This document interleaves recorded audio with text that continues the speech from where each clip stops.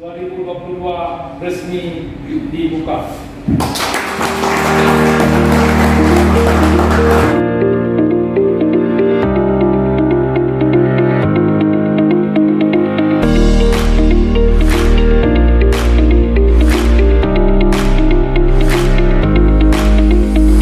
Ketua Harian KONI Aceh, Haji Kamarudin Abu Bakar, membuka secara resmi Musyawarah Provinsi Pemprov Jiu-Jitsu Aceh, Sabtu, tanggal 15 Oktober tahun 2022 di salah satu hotel di Banda Aceh.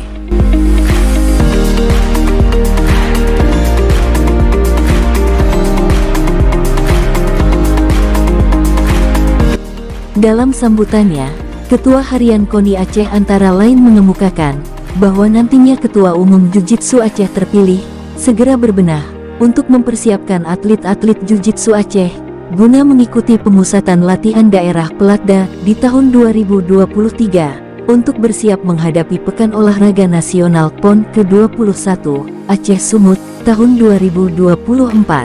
Ya, alhamdulillah pada hari ini kita baru buka Musyawarah Jiu-Jitsu Aceh 2022 dan kita harap dari KONI Aceh itu berjalan dengan lancar dan terpilih nanti ketua baru, dan harapan kita nanti ke PON 2024 nanti Jiu-Jitsu akan menyumbang emas sebanyak-banyaknya.